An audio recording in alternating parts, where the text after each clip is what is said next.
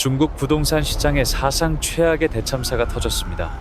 불패 신화라던 베이징 아파트값마저 반토막 나고 중국 경제가 지금 스스로 파놓은 콘크리트 무덤에 갇혀 절규하고 있습니다. 헝다에 이어 비구이 위안 같은 거대 공룡들마저 줄줄이 파산의 벼랑 끝으로 추락했습니다. 이 모든 재앙은 빚으로 성을 쌓아올린 중국 정부의 탐욕스러운 폰지 사기 시스템이 만든 예고된 비극입니다. 공산당은 통계를 조작하며 위기를 숨기기에 급급하지만 평생 모은 전 자산을 날린 인민들의 분노가 언제까지 억눌릴 수 있을까요? 여러분의 생각은 어떻습니까? 중국 부동산이 다시 부활할까요? 아니면 일본보다 더 처참하게 붕괴할까요? 여러분의 냉철한 분석을 지금 바로 댓글로 남겨주세요. 반갑습니다. 부의 알고리즘입니다. 오늘 영상에서는 베이징 집값 50%, 폭락의 충격적 진실과 아직 끝나지 않은 헝다 사태의 세계적 사기극이 한국 경제에 미칠 파장까지 낱낱이 파헤쳐 보겠습니다. 최근 중국 관영 매체들은 부동산 시장이 바닥을 쳤다, 정부의 부양책으로 주요 도시의 집값이 반등하고 있다라며 연일 희망 섞인 뉴스를 쏟아내고 있습니다.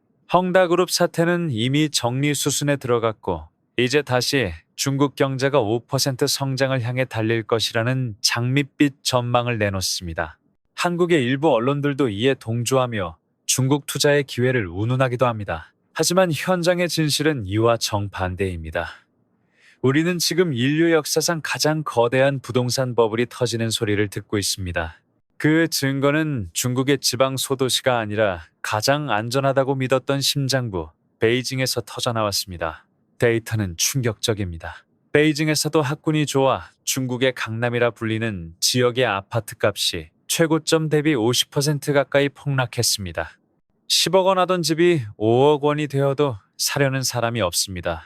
이것은 단순한 가격 조정이 아닙니다. 중국인들의 믿음, 즉 공산당이 집값은 무조건 지켜준다는 부동산 불패 신화가 완전히 박살났음을 의미합니다. 지금 중국 경제를 짓누르고 있는 3가지 죽음의 지표를 보십시오. 첫째, 거래 절벽입니다. 베이징과 상하이의 주택 거래량이 금융위기 수준으로 급감했습니다. 팔고 싶어도 팔 수 없는 매도 지옥이 펼쳐진 것입니다. 둘째, 란웨이로우의 확산입니다. 돈만 내고 완공되지 못한 채 방치된 썩은 꼬리 아파트가 중국 전역에 2천만 채로 추산됩니다. 셋째, 가계 자산의 증발입니다. 중국인 자산의 70%가 부동산인데 그 가치가 반토막 나면서 전 국민이 가난해졌습니다. 경제학자들은 이 끔찍한 상황을 대차대조표 불황이라고 정의합니다. 자산 가격은 폭락하는데 갚아야 할 빚은 그대로 남아있어 개인과 기업이 소비와 투자를 멈추고 오로지 빚 갚기에만 올인하는 현상입니다. 이것은 일본의 잃어버린 30년보다 훨씬 더 빠르고 더 파괴적인 속도로 중국을 집어삼키고 있습니다. 그렇다면 궁금해집니다. 도대체 왜 중국은 일본보다 더 심각한 상황에 빠지게 된 걸까요? 단순히 집을 너무 많이 지어서일까요? 아닙니다. 여기에는 훨씬 더 기형적이고 탐욕스러운 폰지 사기의 메커니즘이 숨어 있습니다.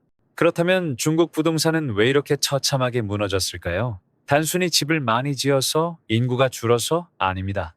이것은 선분양 제도를 악용한 거대한 국가공인 폰지 사기가 멈췄기 때문입니다. 중국의 부동산 개발 방식은 전 세계 어디에서도 볼 수 없는 기형적인 구조입니다. 중국에서는 집을 짓기도 전에 구매자가 집값의 100%를 선불로 내야 합니다.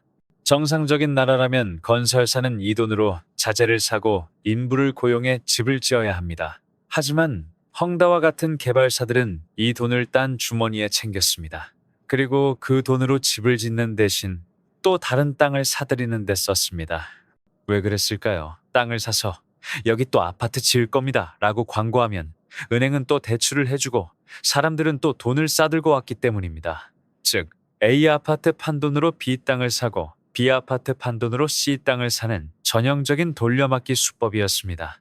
집은 짓지 않고 문어발식으로 땅만 넓히며 부채를 자산인 것처럼 포장한 것입니다. 이 미친 폭주를 가능하게 만든 공범은 바로 지방정부였습니다. 중국 지방정부 예산의 40% 이상이 땅을 팔아서 나옵니다. 이것을 토지 재정이라고 합니다. 개발사가 땅을 비싸게 사줄수록 공무원들의 지갑은 두둑해지고 승진 실적이 올라갔습니다. 그래서 정부는 개발사가 폰지 사기를 치고 있다는 걸 알면서도 눈을 감아주거나 오히려 은행의 대출을 압박하며 거품을 키웠습니다. 하지만 이제 음악은 멈췄습니다. 정부가 대출 규제를 시작하자 새로운 돈줄이 막혔습니다.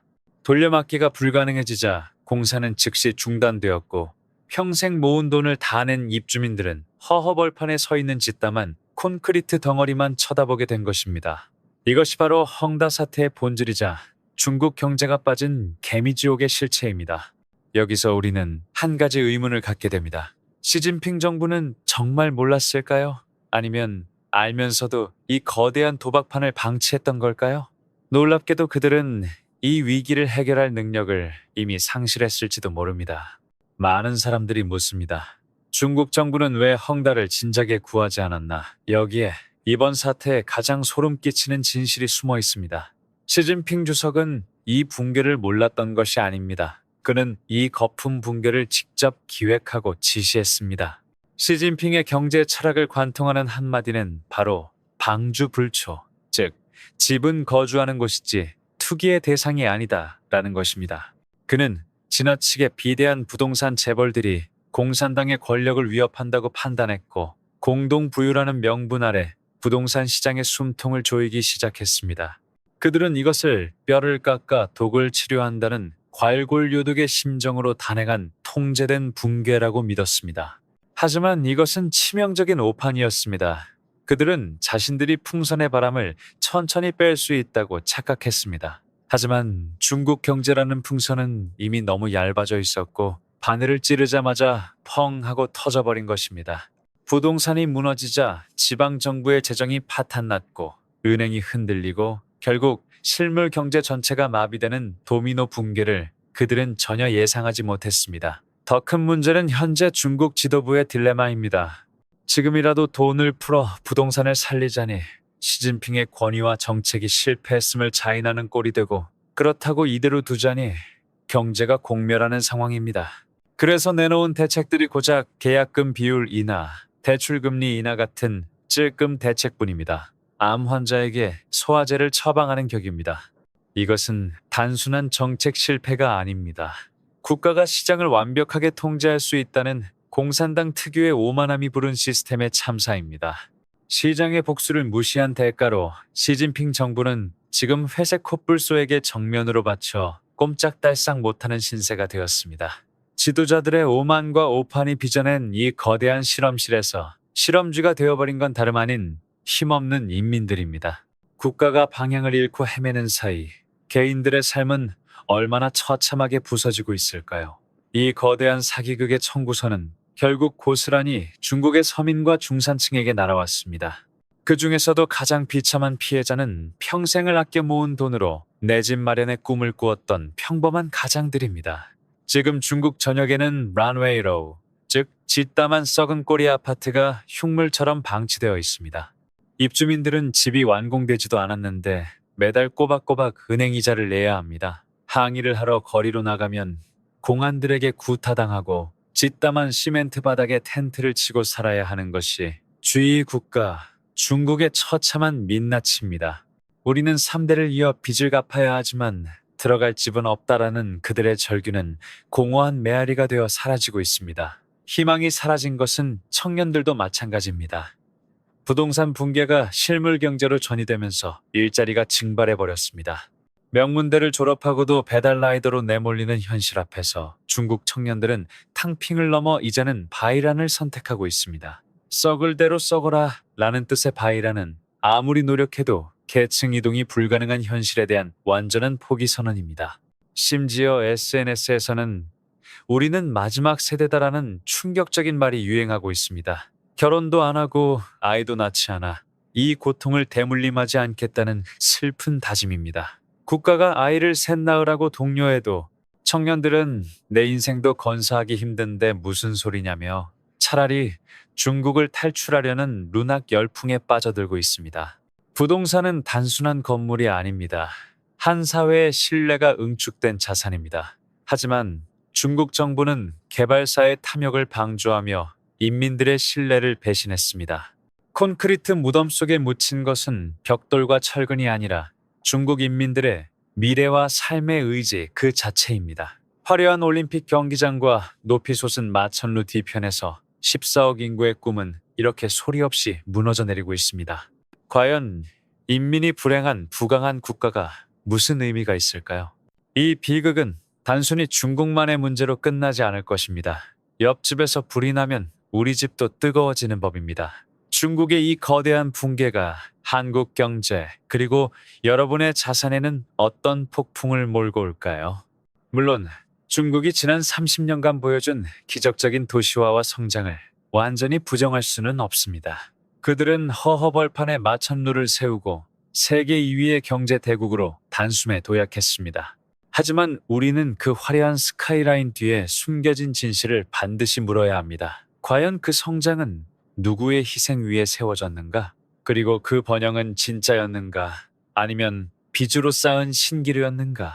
그 대가는 너무나 가혹합니다. 갚을 수 없는 천문학적인 부채, 아무도 살지 않는 유령 도시들의 자원 낭비, 그리고 무엇보다 평생의 꿈을 날린 인민들의 피눈물입니다. 이것은 건전한 경제 발전이 아닙니다. 미래 세대의 부를 미리 끌어다 쓴 국가가 주도한 거대한 도박이자 폰지 사기극에 불과합니다. 콘크리트 숲속에 갇힌 중국 경제는 이제 그 탐욕의 청구서를 피할 수 없게 되었습니다. 중국 경제는 지금 운명의 기로에 서 있습니다. 지금이라도 뼈를 깎는 구조조정을 하고 시장의 신뢰를 회복한다면 신라 같은 희망은 있습니다. 하지만 시진핑 정부가 지금처럼 통제와 은폐를 고집한다면 결국 일본의 잃어버린 30년보다 훨씬 더 참혹한 결말을 맞이하게 될 것입니다. 불행히도 현재 상황은 연착륙이 아닌 대추락을 향해 가속 페달을 밟고 있는 듯 보입니다. 중국 부동산의 붕괴는 결코 남의 나라 이야기가 아닙니다. 중국은 한국 최대의 교역국이며 우리 경제와 밀접하게 연결되어 있습니다. 그들의 소비 침체와 금융 위기는 곧 한국 경제에 거대한 쓰나미로 몰려올 것입니다.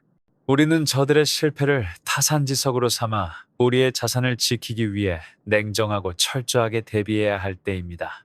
부동산 불패 신화는 없다는 사실을 잊지 마십시오. 기억하십시오. 집은 투기의 수단이 아니라 사람이 쉬어야 할 보금자리여야 합니다. 숫자에 매몰되어 사람을 잃어버린 경제의 최후를 잊지 마십시오. 앞으로도 부의 알고리즘과 함께 혼란스러운 경제의 이면을 꿰뚫어 보시길 바랍니다. 오늘 영상이 도움이 되셨다면 구독과 좋아요 부탁드립니다. 감사합니다.